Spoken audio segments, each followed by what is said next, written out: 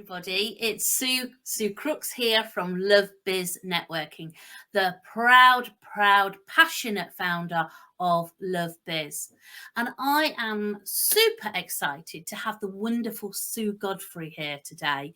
And we're going to learn a little bit more about Sue. So let's get Sue to introduce herself first. Hello there, Sue. Hello, Sue, and it's a pleasure to be joining you today. So yeah, I'm Sue Godfrey, and I've had a massive life before LoveBiz, actually, and a pretty interesting business journey. I started. Please do share it with us. I started off teaching, and I spent 14 years in the teaching environment in secondary education, and then moved into sports development, which was a lot of change for me, transferring people skills and other skills.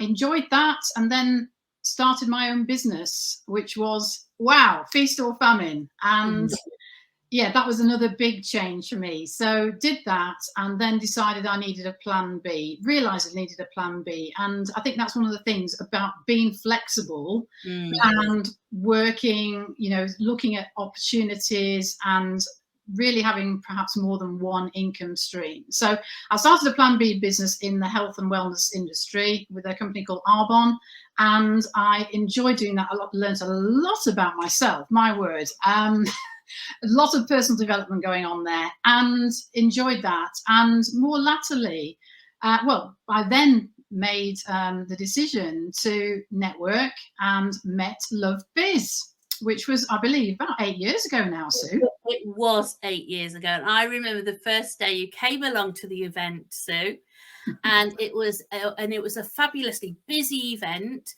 Did we have Nikki Morgan there? She was the Minister for Women at the time. That's also, correct. Obviously, she was Charnwood MP at the time as well. And she launched that event. I think we had about 50 women there, didn't we, Sue? It was absolutely packed. The energy in the room was incredible. It was. Yeah, I realised then that I needed to be part of the LoveBiz family. And because you have networked in other places, haven't you, before? And you were drawn to that. It was local to you. And it was great that you could attend that. So that was 8 years. So you have been a member for 8 years of LoveBiz, which is incredible. We do have other members who also have been with us for that length of time, which is super. Proves that we're doing something right.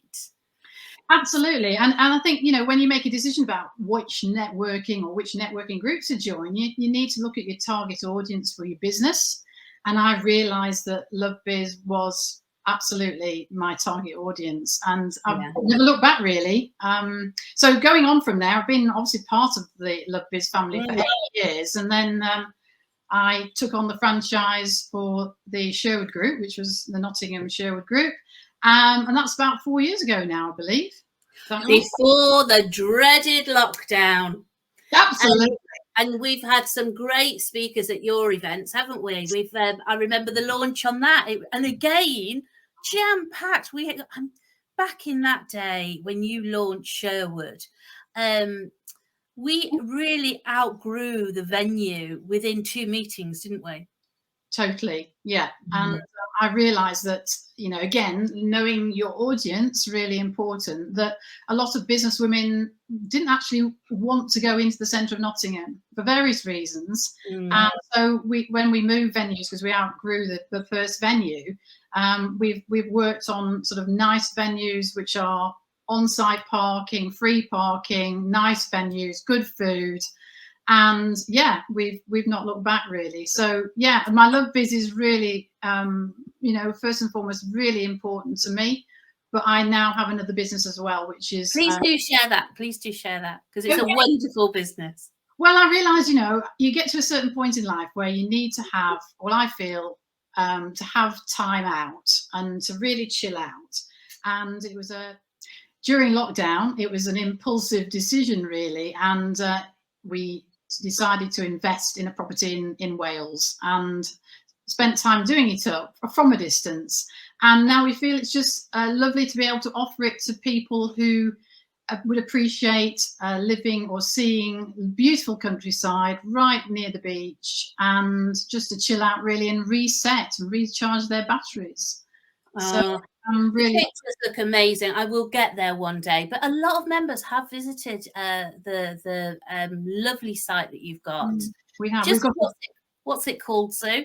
It's called Number 51 near the beach, and it's actually mid Wales, and it's very easy to get to from the East Midlands, West Midlands, and yeah, every time I go there, I come back a different person. It's as simple as that. So yeah, it's there for people to. What have you got in the surroundings of Number 51? You must have a golf course, surely, because that is one of your hobbies. It certainly is. Yes, we have a par 3, little village par 3, but it's really got the most incredible views of the Snowdonia National Park and the Cader Idris in the background. And then we've got actually the coast, literally a pitching wedge, which is about 100 yards away from it. So it's fantastic surroundings, overlooking Barmouth as well. And yeah, the views are incredible. Maybe we should be doing the interview on the beach there. That would have been ideal, wouldn't it? It would. Another time, Sue. So, Sue, how does being a LoveBiz host help with your other co-joined businesses like Number 51? It does a lot, actually. I think the main thing is that it's keeping yourself visible to everybody within not only the group, but also the rest of the LoveBiz groups. And I think the element of confidence too, because, you know, every month you've as a host, you have to stand up or present in front of a group of women. Some you will know, some you won't. I always think it's actually harder to present in front of people you know sometimes. I'm absolutely the same with you. It's much easier to present in front of a room full of strangers. I wonder if other people think like that, like us. Interesting. Good. Yeah, absolutely. So yes, it's certainly that. And also it keeps the awareness of Number 51 in front of people. And I think, again, when people are looking for something, whatever the service or the product is, it's a case of keeping that in touch with the product. So they may not want the product or the service straight away, but if they know that Sue Godfrey has Number 51, then at some point they may think, oh yes, I need a break. I've never been to Wales. How about going there? And that for me is a really great advantage of being a host. Absolutely. And you know what? Networking, marketing, hosting, they all come together because it's about drip feeding what you do regularly, constantly, because not everybody needs a holiday today. Well, actually, I think most of us do need a holiday. But someone, whatever business they're in, if they're constantly drip feeding regularly what they do, when you need them, you will remember them. Exactly. But if you literally throw something out, here, there, and everywhere, but not consistent, not drip feeding what your message is, what your branding is, what you do, people don't have that in the back of their mind. And it's the same with all advertising, marketing, networking. You have to show up regularly, don't you? You're not going to build relationships if you sort of come once every 6 months. That's so true. And, you know, the people who receive the most business and give the most business, which is important, are the ones that are the regular ones, because they get to know people so much better than someone who just comes every other month and, you know, just turns up occasionally. Yeah, and I think when you join a networking community, because that's what we are, we're a community. We're not just someone who you go to an event to and that's it, you don't do anything. We like people to follow up. We like people to be engaging in our Facebook group. We like people to be engaging in our WhatsApp groups if people want to do that. But it's always about building those relationships in networking. So we're a lot more than just, you know, bringing people to an event and that's it, forgetting them. We want to bring people together. Talking about that, sorry, Sue, talking about that, have you got any stories of where you've brought members together in the Sherwood community? Well, do you know what, Sue? There are so many that we haven't got time to go through all of them. But one of the things I would say is that as a host, one of the things that we do is when a new member joins, I will have a one-to-one with them. Oh, and absolutely. I will go through what they're looking for, how we can help them, which is really important, and really just get to know them, find out what makes them tick. And then I signpost them to several people within the Sherwood group who I believe would be the right people to have a one-to-one with initially, so they get to know that person. And very often, as we both know, it's not who's in the room, it's who they know. But they have to put that work in to get that relationship to a point where people like, know, and trust that person. So then they will recommend them. So it may be that somebody in the room doesn't need their services and never will, but all their connections may well do. And that's why it's so important that people do the work outside the meetings to actually get to know people, in more deeply and better. 100% behind that. And it's really interesting because I often get messages from other women in business saying, oh, who's going to come to, what business sectors, who is coming to your meeting? I need to know if they're going to be the right people for me. And I always explain some of the sectors who are coming, because it does vary from community to community. And I always say, but it's not about just who people are in the room today, it's who they know. And like we've said, the know, like, and trust. You don't refer anybody you haven't built a relationship with. Absolutely. It's just because you don't know what services they offer. So it's really important you get to know people, isn't it? Absolutely. And so the outcome of that is that, one of the girls who's a coach in the group has now got a new accountant who is also in the group. Although they're at other opposite ends of the country, they still have connected, and through LoveBiz, through the Sherwood group, they have now been given business and received business, which is great. And that ultimately is what we're all about. So yeah, it's an ongoing thing, but yeah, I think it's a case of the more you put in, the more you get out. And absolutely. If it's that giving element, if someone that comes to the group who has that mindset, who wants to think, well, how can I help that person? How can I help the people in the group, rather than what's in it for me? Yeah, take. Then they're going to be the most successful in the group.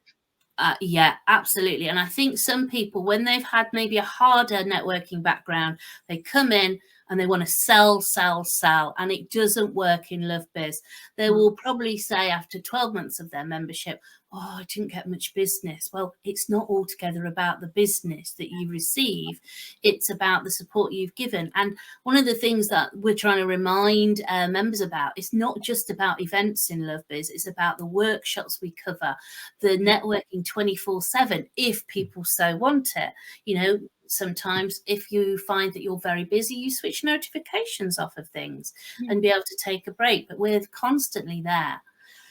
Have you developed, like you have talked about public speaking, but what other skills do you think you've developed as a host? And then I'm going to ask you about what skills makes a really good host. Well, okay. So I came, as I sort of explained earlier, I came from a teaching background, sports development, then into working for myself. And I had to learn a lot of skills along the way. And I've had to transfer my skills from one business to another. And I guess becoming a host, what has happened for me is that I have enhanced a lot of the skills that I initially had.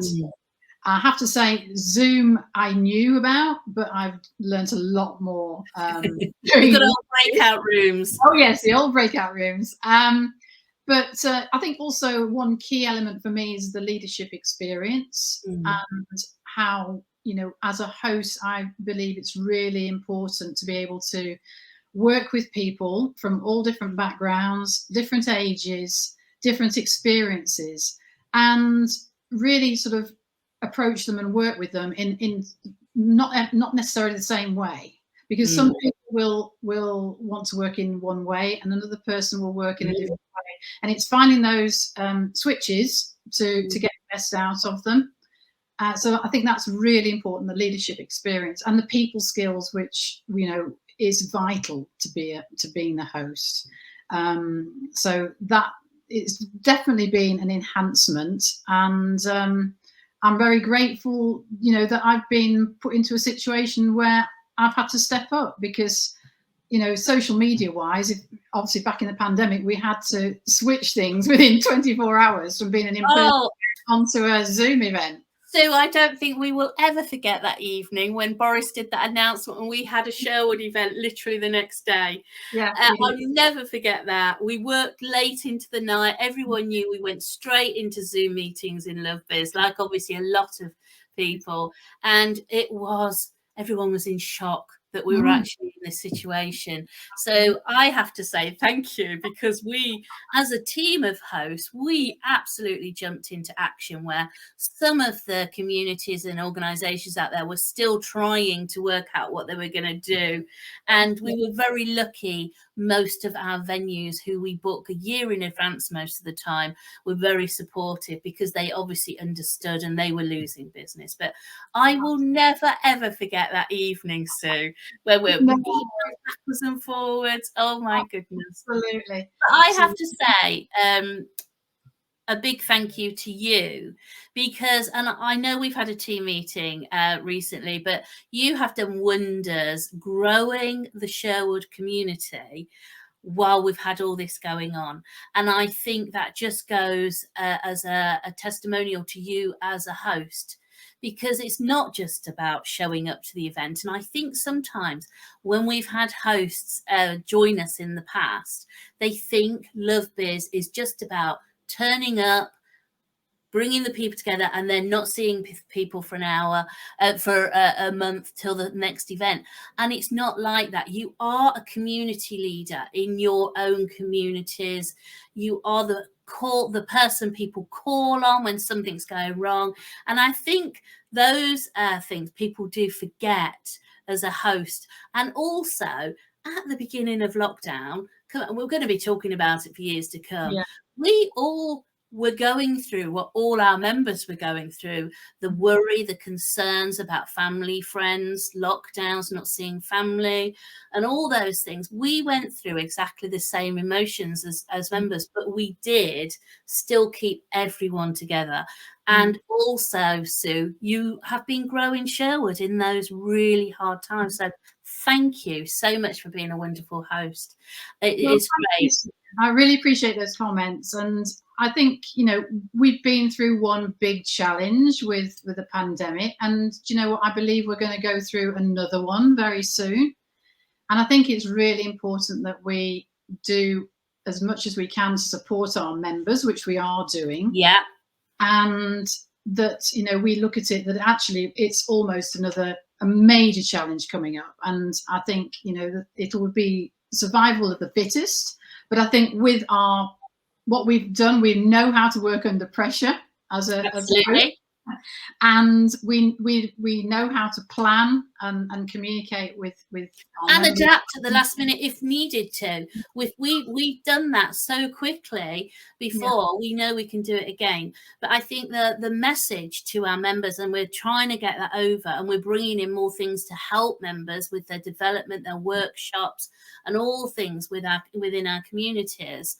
To help them get through what I think, and you mentioned it, is going to actually be a bumpier ride for the next 6-12 months than we had in lockdown, because there's going to be more things happening in business that actually aren't controlled as much as when the whole world literally was in lockdown. It's going to be really hard. So our events are going to be needed more so, I think, and the value we put into those events with speakers and insights and things. Absolutely. And that's our number one priority, isn't it?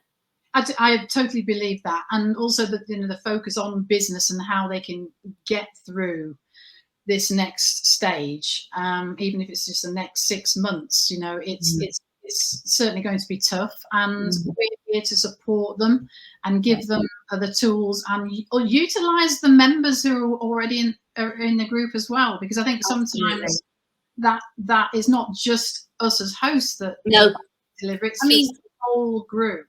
Absolutely. And look at our workshops. We've literally got workshops booked till next April. And I haven't even contacted a lot of the people. So we're, 2 workshops a month. We are using our members' expertise. Some of our members, I did a video this morning into the group.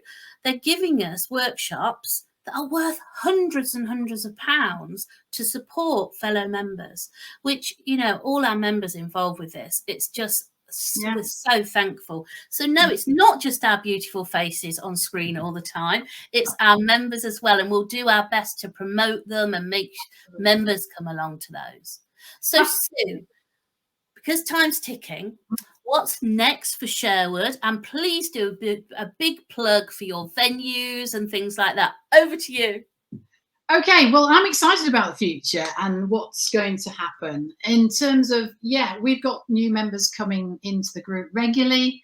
We've got a wide, diverse membership, from corporates through to sole traders, totally different areas of business, and they all gel. We have fun, and I think that's another one that, everything can be so serious sometimes, but to have some fun and also to be able to put back and support our charity, which is Maggie's Nottingham. And so, in terms of plans, I'm excited about planning for next year already. And we have a lovely venue, the Carriage Hall at Plumtree, which is outside Nottingham. And we're going to be working with them to deliver some really excellent in-person events and bring in some great speakers, and also beef it up on the Zoom side as well, which, all our events are well supported and our guests love it. So it's a case of building the membership up. I've got the goal in mind, which I shared at the hosts meeting. And to see what happens, and looking forward to it. So thank you for that. If someone's watching this and thinking, God, I want to be a Sue Godfrey in another part of the country, what skills do they need? And should they be contacting me and saying, I'm interested, Sue? What do you think? Well, first of all, I think they need to do their research and homework. And I would definitely say, pick up the phone and talk to you. But the sort of things that I would think I believe make a good host is, first and foremost, communication skills, because that is vital to building relationships with people.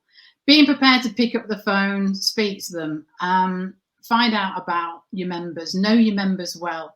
I think also planning and organisation skills are key, because obviously working in events, we have to plan ahead and organise things way in advance so that things run smoothly, and they don't always. And secondly, that's another skill, isn't it? Expect the unexpected. Always have a plan B in your back pocket. Absolutely, and we've had to bring that plan B in several times this year already. No fault of our own, but these things happen. Absolutely. And I think the majority of people didn't actually realise there was something that I had to bring plan B in. But there you go. So being able to work under pressure and think on your feet as a host, particularly Zoom, but also in person, is vital. And I think the presentation skills is important too, because every host is different. Every person is different in how they put things over. And I think you just have to be you. And if it's an area, presentation skills, I believe, is about the third most terrifying thing that people can do or think it is that to get some training on it, because it can be a lot of this can be learned. So, if you have the desire to bring and connect women together, work in a tight-knit host team who are supportive, learn and grow along the way, then absolutely give you a ring and see whether it's a fit for them or not. What have they got to lose? Exactly. Also, it's been an absolute pleasure to chat with you today. As I say, thank you for everything you've done over the last 2.5 years. And here's to Sherwood, going from strength to strength. And I will make sure we add those details into our video information when we share it across all the different platforms. Sue, thank you for your time today. Bye. Bye. Thank you, Sue.